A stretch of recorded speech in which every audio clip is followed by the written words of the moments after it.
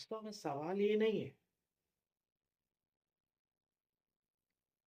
कि पिछले जितने भी युग हुए, चाहे त्रेता, द्वापर, सतयुग, जितने भी युग, सवाल ये नहीं है कि कौन से भगवान आए, कौन से नहीं आए, या जितनी कहानियाँ लिखी गई, हनुमान जी में इतनी ताकत थी, में इतनी ताकत थी, हनुमान जी पूरा पहाड़ उठा लाए। कुछ लोग अपने अलग-अलग तरीके के तर्क देते हैं। कोई कहता है कि अगर हनुमान जी में सच में इतनी ज़्यादा ताकत थी और जब वो समंदर को लांघ सकते थे, सूरज को निगल सकते थे,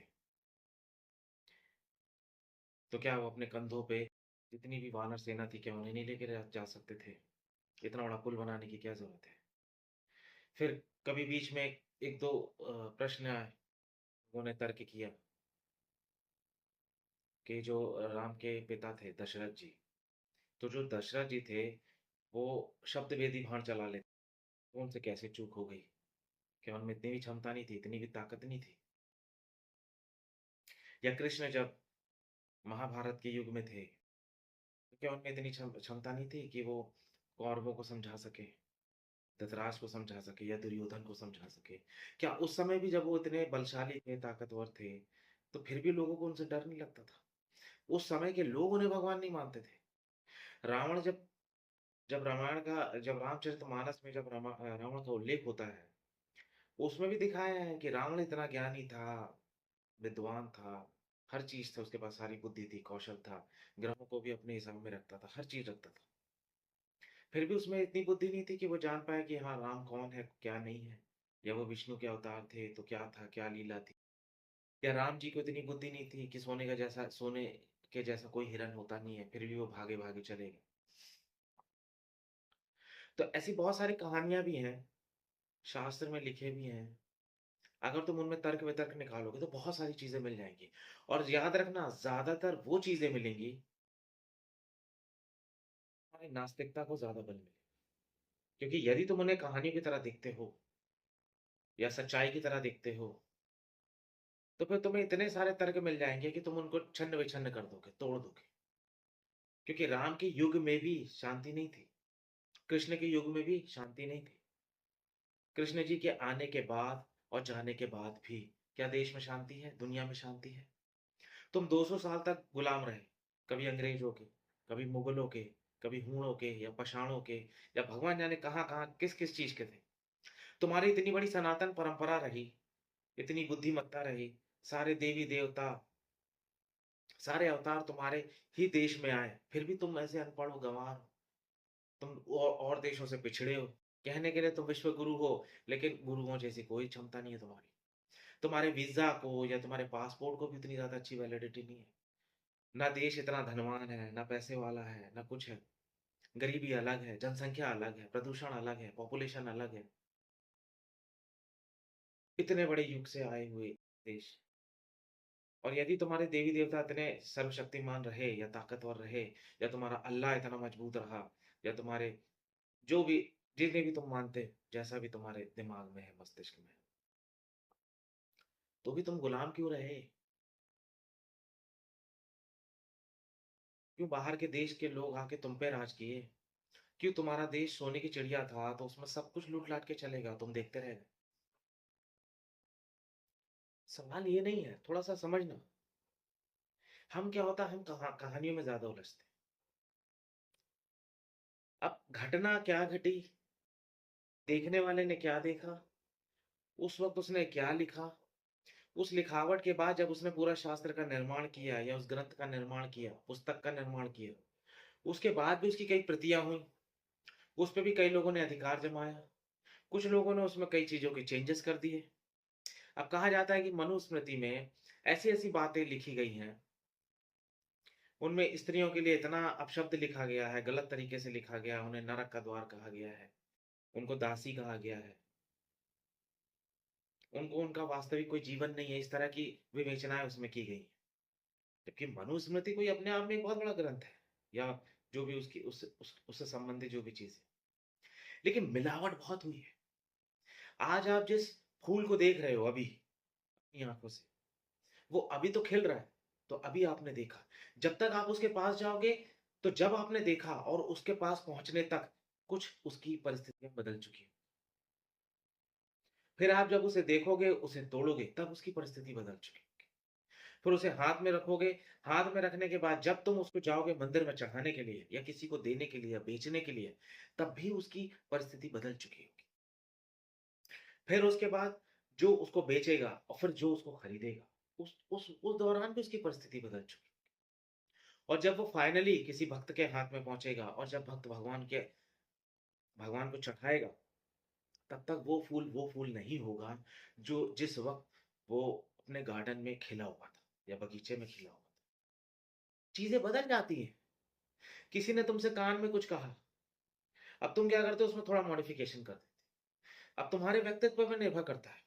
किसी ने तुमसे किसी की एक बुराई की, तुमने उसमें 10 और जोड़ दी। अब तुम उसको और बढ़ा-चढ़ा के फिर जब उसको किसी 4 लोगों ने सुना, उन लोगों ने अपने हिसाब से और कहानी बना ली।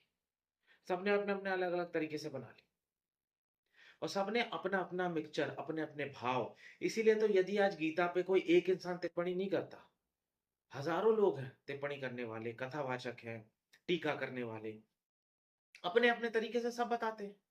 सबका अपना-अपना तरीका है। कोई उसको गीता को वैज्ञानिक दृष्टिकोण से बताता है, कोई योग की दृष्टि से बताता है, कोई भक्त है तो भक्त की दृष्टि से बताएगा। कोई यौद्धिक है, क्षत्रिय है, जिसका मनोमस्तिष्क कैसा है, तो वो उस दृष्टि से बताएगा। अलग-अलग हो जाता है। किसने लिखी तो किसी इंसान ने ही है। तुम्हारे जितने भी शास्त्र हैं, उन्हें तो लिखा गया है ना, वो किसी लिपि पे नहीं मिला है तुम्हें। यानी उस समय कहीं न कहीं कागज़ और कलम था, कोई लिख रहा था उसे। लिखने वाले ने भी सामने से देख के नहीं लिखा, सुना और फिर लिखा। अब गीता जिस समय उसका उद्गमन हो रहा था, उसे संजय देख रहे थे, कृष्ण बोल रहे थे। और कृष्ण किससे बात कर रहे थे? अर्जुन से बात। तुमसे बात नहीं कर रहे थे, अगर वास्तव में देखा जाए। तो उस समय उन सवालों के उत्तर मिले, जिन सवालों को अर्जुन ने उठाया। और अर्जुन ने उन स्थिति और परिस्थिति जिस वक़्त वो रह रहा था, क्योंकि जो काल था, जो परिस्थिति थी, उस समय के लोग कैसे थे, उनकी मनोदशा कैसी थी? सरल थे, बुद्धिमान थे या अहंकारी थे या गुलाम थे या दिमाग से बिल्कुल ही पूरी तरह पिछड़े थे, गँवार थे, अनपढ़ थे, क्या थे? या पूर्ण रूप से शूद्र ही थे या ब्राह्मणत्व में थे? तो देश, काल और परिस्थिति के अनुसार, उस परिस्थिति के अनुसार उन वाक्यों को कहा गया, बताया गया। अब उसका जब हम निचोड़ निकालते हैं, क्योंकि उसमें कुछ प्रकृति के इतने गुण रहस्य हैं, जिनका बेस मटेरियल कभी नहीं बदल सकता। अब जैसे गुरुत्वाकर्षण है, गुरुत्वाकर्षण भी उस समय वैसा ही रहा होगा, सूर्य की रोशनी भी वैसी ही रही होगी, जैसी आज है। उस समय भी रात वैसी ही रही होगी, जैसी आज है। उस समय भी दिन ऐसा निकलता होगा, उस समय भी हवा, वायु, पानी, अग्नि ऐसे ही रहे होंगे, जैसे आज है। ये बेस मटेरियल है। तो समझदारों ने क्या किया? गीता में से बेस मटेरियल निकाला, फिर उसके ऊपर से अपनी टीकाएँ लगाई। लेकिन मेरा तुमसे कहना ये है कि जितने भी तुम्हारे ग्रंथ हैं, शास्त्र हैं या जो भी चीज़ें लिखी गई, वो समय के हिसाब से मॉडिफ़ाई और अपग्रेड भी होती गई, लोगों के द्वारा, ब्राह्मणों। अब किसी समय सबसे पहले राज किसका था? राजा का राज होता था? नहीं। सबसे सर्वप्रथम जो राज होता था, वो ब्राह्मणों का होता था। हो सकता है किसी समय में, किसी युग में एकदम शुद्ध ब्राह्मण रहे, लेकिन बाद में ब्राह्मणों में भी अहंकार आया। फिर उन्होंने भी चीज़ें अपने हिसाब से मॉडिफ़ाई की और शूद्रों को शूद्र बना दिया। फिर वहाँ से एक जंग शुरू हो गई। फिर आपस में विभेद पैदा हो गए। फिर धर्म की रचनाएँ होने लगी, फिर जात-पात की, फिर छुआ-छूत की, फिर ऊँच और नीच की, फिर वर्णों की। वर्ण बनाए गए किसी और कारण से। आपकी योग्यता के अनुसार वर्ण बनाए गए थे। किसी समय में जब कोई इंसान चप्पल बनाता था, तो उसको तुम शूद्र कहते थे। आज वही इंसान अगर लखानी की चप्पल बना रहा है या कोई बहुत बड़ी-बड़ी कंपनियाँ हैं, चाहे वो स्केचर्स के जूते बन रहे हैं या एडिडास के बन रहे हैं, पूमा के बन रहे हैं, लेकिन तुम उन्हें शूद्र नहीं कहते। जूते तो वो भी बना रहे हैं, उसके भी मालिक होंगे, उनकी भी कंपनियाँ हैं, लेकिन तुम उन्हें शूद्र नहीं कहोगे। लेकिन उस समय उन्हें शूद्र कहा जाता था और शूद्र कोई गाली नहीं हुआ करती थी। शूद्र का मतलब होता था कि तुम्हारा काम क्या है? तुम कर्मिक कार्य ज़्यादा कर रहे हो, कर्म वाले काम ज़्यादा कर रहे हो, मेहनत ज़्यादा कर सकते हो, बुद्धि कम लगा सकते हो, तो तुम्हें शूद्र की कैटेगरी में रख दिया। लेकिन उस समय किसी समय शूद्र नीच नहीं होता था। आज अगर कोई नीच जात का इंसान कलेक्टर बन जाए, तहसीलदार बन जाए या पटवारी बन जाए या कोई पुलिस निरीक्षक बन जाए, कुछ भी बन जाए, तब भी तुम जाते हो उसके आगे सलाम करते हो, इज़्ज़त देते हो, मान-सम्मान देते हो। तो सवाल किसका था? सवाल था पद का, सवाल था जो उसका व्यक्तित्व है, जो उसका स्वभाव है, जो उसकी कर्म शैली है, जो उसका कर्म प्रधान है। इसलिए क्षत्रिय भी छोटा नहीं था, वैश्य भी छोटा नहीं था, शूद्र भी छोटा, बस काम विभाजित थे। अब तुम कहीं लंगर खाने जाते हो या किसी डेरे में जाते हो या किसी आश्रम में जाते हो या किसी कहीं पे भी जाते हो, मतलब ऐसी कोई जगह पे, तो वहां तुम्हें सब अलग-अलग प्राणी दिखेंगे। कोई बहुत अमीर आदमी होगा तो जूता साफ करता दिख जाएगा, झाड़ू लगाता मुझे दिख जाएगा, गरीब आदमी हो सकता है खाना बनाते हुए दिख जाए, वहां सब बराबर हो जाते हैं। अब वहां सिर्फ ये है कि किसके पास क्या काम है और किस काम की उसके अंदर क्या योग्यता है, वो काम कितना इस काम को करने में कितना सक्षम है, उससे उसका विभाजन होता था। तो ये बात मेरा तुमसे कहने का ये मतलब है कि देश, काल, परिस्थिति, स्थिति हर चीज महत्व रखती है। इंसान की सोच अलग-अलग महत्व रखती है। 10 साल पहले जो बात थी, जो तुम्हारे साथ हुई, आज वही बात जब तुम किसी को कहोगे, तो वो एज़ इट इज़ वैसी नहीं कहोगे जैसी उस समय रही होगी। तो तुम कहते हो कि नहीं हमारे हनुमान जी ताकतवर हैं या मेरे राम ताकतवर हैं या कृष्ण ताकतवर हैं, शक्ति है, दुनियादारी मतलब ज़माने भर की चीज़ें जो मैंने अभी आपसे कहा कि सब अपना-अपना लॉजिक लगाते रहते हैं कि उनमें इतनी सिद्धियाँ थी, नहीं थी, क्या था, क्या नहीं था। देखो सवाल ये नहीं है कि वो कहानियाँ क्या थी, इस चीज़ को समझना थोड़ा, उसका वैज्ञानिक तथ्य समझना। अगर हनुमान जी को अपना बल दिखाना है तो वो आके तुम्हारे सामने खड़े हो जाएँगे, फिर तुम झेल ना पाओगे और हो सकता है वो गुमनाम रहे। बोले ठीक है मत मानो, मानो मत मानो मेरे को क्या लेना देना। राम बोलेंगे, तुम मुझे मानो ना मानो मुझे क्या लेना-देना। कृष्ण बोलेंगे, तुम मानो मुझे ना मानो मुझे क्या लेना-देना। मैं आया, मैंने अपना काम किया, मुझे जो बोलना था मैंने बोला, जिसको लिखना था लिखा, बताया गया जो है। अगर तुम्हारी प्रकृति के अनुसार वो मैच करता है, फॉलो कर लेना, ट्राई कर लेना। जो तरीके बताए, जो टेक्निक बताई, जो भी स्थितियाँ परिस्थितियाँ बताई, उसके हिसाब से चल के देख लेना। अगर मंज़िल मिल जाए तो ठीक, ना मिले कोई बात नहीं, मत मानो। अब हर कोई तो कृष्ण को नहीं मान रहा है। भारत से बाहर जितने लोग चले जाते हैं, क्या वो लोग मर रहे हैं? क्या उनके पास पैसा नहीं है, धन नहीं है, सुरक्षा नहीं है, ताकत नहीं है? तुमसे ज़्यादा ताकत है, लेकिन वो तो भक्ति नहीं कर रहे, ना राम की, ना कृष्ण की, ना शिव की।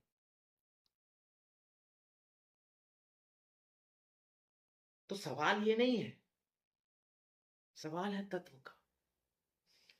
तब सवाल है उस एहसास का, उस भाव शरीर का, उस भावनात्मक पहलू का। वो कहानियाँ थी जो शास्त्र में लिखे हैं या वास्तविकता थी, वो बात की बात है। क्योंकि उन्हें सिद्ध करने का भी कुछ प्रयोजन नहीं है। और मैं कहता हूँ उसके सिद्ध करने में भी क्या फ़र्क पड़ता है? सवाल है उन संकेतों का जो उसमें दिया गया है, लिखा गया है या बताया गया है। उन तरीकों का, उन तकनीकियों का, उन योग की साधनाओं का, मंत्रों का या योग साधनाएँ, हठ योग, क्रिया योग, राजयोग, जितने तरह के योग हैं या भक्ति योग, सवाल है उनका।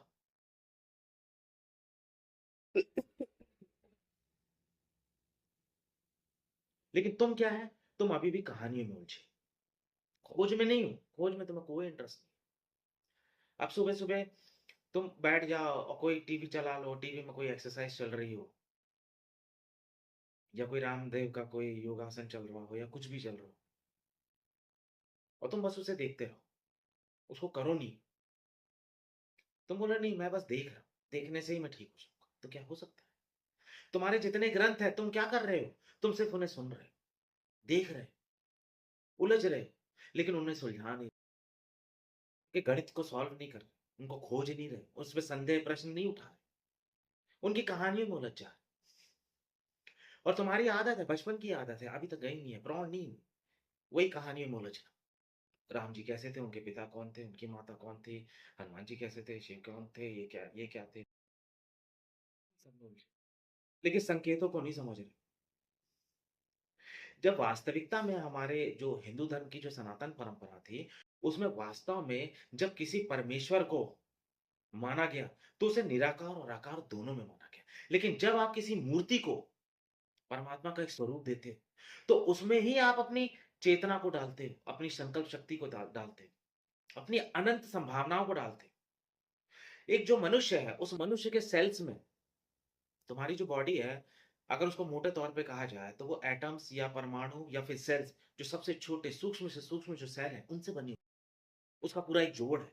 और हर एक सेल में, और सवाल सिर्फ तुम्हारी बॉडी के सेल का नहीं है, सवाल है जानवरों में भी, सवाल है पेड़ों, पौधों, फूल, पक्षियों, इन सब में एक जो उनका जो प्रथम तत्व है, या जो सेल है उनका, कोशिका है, जो प्रथम कोशिका, उस हर एक कोशिका में अनंत गुना वो सारी यात्राओं का जो फीडिंग है, जैसे तुम्हारे मेमोरी कार्ड होता है ना, तो मेमोरी कार्ड में तुम सारा डेटा अपना पास्ट, तुमने कब क्या-क्या फ़ोटो खिंचाई, कहाँ-कहाँ गए, कहाँ घूमे, क्या-क्या किया, सारी मेमोरी तुमने उस मेमोरी कार्ड में डाल रखी है। ऐसे ही तुम्हारे हर एक सेल में एक मेमोरी कार्ड है। जितनी भी तुमने 84 लाख योनियों की जो यात्रा करके आए हो ना, इन सब का उस मेमोरी कार्ड में सब कुछ है। इसलिए तो तुम सोच सकते हो। तुमने कभी सोचा है कि तुम वो चीज़ कभी नहीं सोच पाते, जो इस पृथ्वी से अलग हो? तुम एलियन भी बनाते हो, तो एलियन में भी कहीं न कहीं तुम्हें हाथ, पैर, मुँह, नाक देना ही पड़ता है। इन 5 तत्वों के अलावा जो पृथ्वी पे मौजूद है, इससे अलग की तो तुम्हारी कोई सोच ही नहीं है। तुम इसी 3 डायमेंशन में ही रह रहे हो। इससे अलग चौथे डायमेंशन की तुम परिकल्पना भी नहीं कर पाते। तो सवाल यही है, ये जो डायमेंशंस हैं, जब तुम उसके पार नहीं जाते, तुम्हारी जो सोच है, तुम जो भी चीज़ सोच सकते हो, वो हो सकता है, वो पर्याप्त हो सकता है, वो हो सकता है। जो भी चीज़ तुम सोच सकते हो, वो हो सकती है, और वही तुम्हारी संभावना है। और परमात्मा का मतलब क्या है? जो तुम्हारी संभावना है।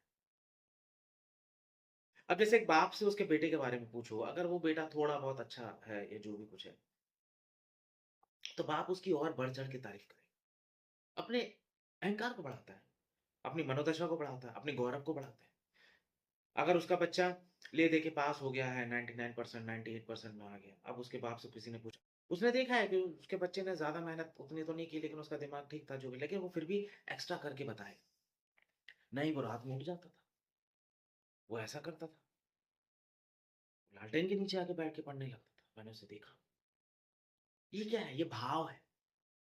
वो झूठ नहीं बोल रहा है, वो सत्य भी नहीं बोल रहा, लेकिन ये भाव है, उसकी कल्पना शक्ति का भाव।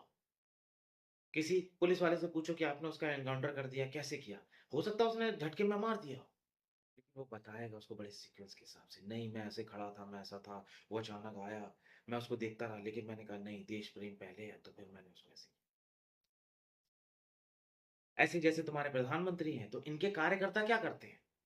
अपने प्रधानमंत्री को बढ़ा-चढ़ा के बताते हैं, अपने मंत्रियों को बढ़ा-चढ़ा के बताते हैं, हर एक चीज़ अपने से ऊपर को बढ़ा-चढ़ा के।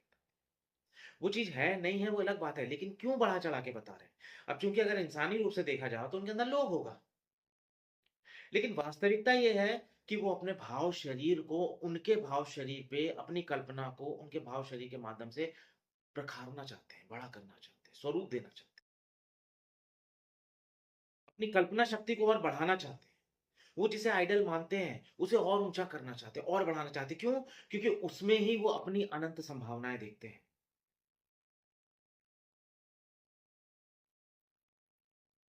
इसलिए जब कोई इंसान बोलता है कि हनुमान जी ये कर सकते हैं, वो कर सकते हैं, उन्होंने सूर्य को खा लिया, ये खा लिया, वो खा लिया, तो ये क्या है? ये उसकी भाव दशा है।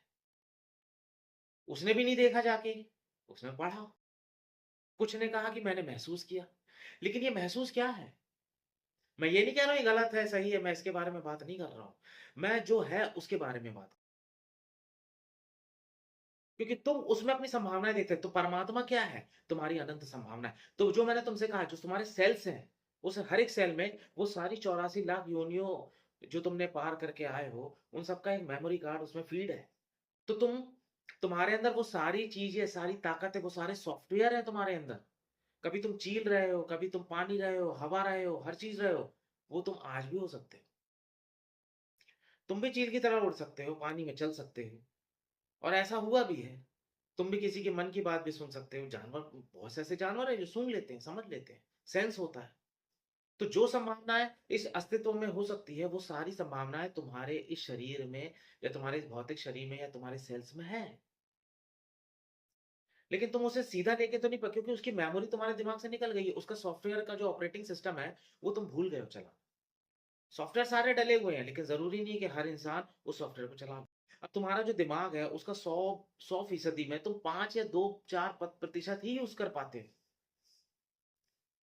और जो तुम्हारे आइंस्टाइन हैं या बहुत बड़े से बड़े हैं, उन्होंने भी ज़्यादा से ज़्यादा 10 से 12% यूज़ किया है। अब तुम सोचो 10 से 12% यूज़ करने के बाद इंसान उस अवस्था में जा सकता है, तो सोचो अगर वो 20, 30, 40, 50 कर ले तो वो क्या नहीं कर सकता? उसके अंदर पूरी भगवान की संभावना आ जाएगी। क्योंकि हो तो उसी की औलाद है ना, परमात्मा की ही हो। बेटे में तो सारे गुण होंगे जो उसके बाप में होंगे। तो तुम भी जब परमात्मा की संतान हो, तो तुम्हारे अंदर भी सारे गुण होंगे। तुम भूल गए। बस फ़र्क इतना है और उसकी ज़रूरत भी नहीं है। सवाल ये है, ज़रूरत नहीं। अब तुम सोचो कि अभी मैं सिद्धि पाने की में लग जाऊँ कि मैं उड़ूँगा। हो सकता है तुम 10 साल, 20 साल, 40 साल, 80 साल घोंघ-घंघोर तप करो, सब चीज़ करो और अपने आप को थोड़ा उड़ाने भी लग जाओ, हल्का-फुल्का उड़ने लग जाओ। लेकिन तुम्हारी मौत आ जाएगी, क्या करोगे? उसकी भी सीमा है। और मान लो उड़ के भी हो गए तो क्या कर लोगे? अब तुम्हारे बाजू में कोई जेट लेके जा रहा है। वो कह रहा भाई मैंने थोड़ा-सा पैसा दिया, 1 साल काम किया, 4 पैसे आए, तनख्वाह बचाई, अब जेट में जा रहा हूँ उड़ के। विज्ञान का मतलब क्या है? विज्ञान भी अपने आप एक सिद्धियाँ ही है। लेकिन ये सिद्धियाँ थोड़ी अलग हैं, क्योंकि एक इंसान इन्वेंट करता है और 10 लोग उसका फ़ायदा उठाते हैं। लेकिन वैसी सिद्धियों में एक इंसान अपने लिए ही कर पाता, वो दूसरे को दे नहीं पाता। उसका फ़ायदा सब नहीं ले पाते। उस सिद्धि का प्रयोग वो स्वयं ही कर। तो हमारा हमारा क्या है? हमने हमेशा ऊँचा सोचा, ऊँचा देखा, ऊँचे की हमारी चाहत है। ऊँचा मतलब कौन? परमात्मा, जिसके पास सब कुछ है, जो सब कुछ है, जो है वही है। तो हमने जो अपने जब हमने मूर्तियों की पूजा की, भगवानों की पूजा की या जिसे भी हमने आइडल माना, तो हमने अपना भाव शरीर में उसके प्रति पूर्ण रूप से अपार श्रद्धा बढ़ाई। हमने उसमें पूर्ण संभावनाएँ देखी। जो चीज़ नहीं भी थी वो भी उसमें देखी और उसमें पिरोया, डाला। और सवाल ये नहीं कि वो तुम उस मूर्ति में ज़्यादा शक्ति भर रहे हो। सवाल ये है कि जब तुम किसी मूर्ति में शक्ति भरते हो, या मूर्ति में बहुत ज़्यादा अपने भाव शरीर को या समर्पण को या उसके बहुत ज़्यादा उसके स्वरूप को मानते हो, काली को देखते हो, शिव के तांडव रूप को देखते हो, तो वो भाव दशा तुम्हारे अंदर तुम्ही ने बनाया है। तुमने देखा है जब तुम काली को देखते हो तो तुम्हारा भाव शरीर एक अलग तरह का हो जाता है। उनके उसके माँ के जैसा व्यक्तित्व तुम्हारे अंदर आने लगे। हनुमान जी को देखोगे तो तुरंत उनके जैसा व्यक्ति, शक्ति, गौरव, साहस, मजबूती, सेनापति, भक्ति, ब्रह्मचर्य, स्त्रियों से दूर। तुमने देखा है जब तुम भगवान के हनुमान जी के भक्त होते हो तो मंगल को तुम सोचते हो कि नहीं मैं किसी स्त्री को देखूंगा ही, शनि को मैं किसी स्त्री को देखूंगा नहीं, या मैं किसी भी स्त्री को मतलब उनका जो व्यक्तित्व है उस व्यक्तित्व को तुमने ही बनाया और उस व्यक्तित्व को तुम ही निखार रहे हो। और वो व्यक्तित्व है क्या? वो व्यक्तित्व तो तत्व ही है, परमात्मा ही है, तो वो झूठा भी नहीं है। अब तुम हनुमान जी में जितना रस डाल दो, हनुमान जी तो पूरी तरह से बोले भाई डाल दो जितना रस डालना है, जितनी मेरी संभावना बनानी बना दो। इसलिए तुमने क्या बनाया? जब कृष्ण ने अपना पूर्ण स्वरूप दिखाया तो उसमें उन्होंने सबको दिखाया। पृथ्वी, जल, आकाश, अग्नि, सारे देवी देवता, शिव, ब्रह्मा, ऐसे कोई देवी देवता नहीं है, ऐसी कोई स्थिति नहीं है, राक्षस, गंधर्व, हर चीज उसमें थी। पूरा का पूरा अस्तित्व, पूरा ब्रह्मांड उसमें था। तो उसका मतलब क्या है कि परमात्मा कह रहा है कि तू मुझे जिस रूप में करना चाहे कर ले, निराकार, आकार जैसा भी है। लेकिन जब तुम आकार बनाते हो तो उस आकार को भी तुम्हें उसमें अपनी कल्पना को डालना पड़ता है, पिरोना पड़ता है। तभी तो तुम उसकी भक्ति कर पाते हो ना। अब कल्पना तो तुम्हारे हाथ में है, तुम जैसी भी डाल लो। अब तुमने तो दिखाया कि हनुमान जी ने सूर्य को खाया, तुम चाहो तो ब्रह्मांड को खिला दो, दसों सूर्य को खिला दो उनको।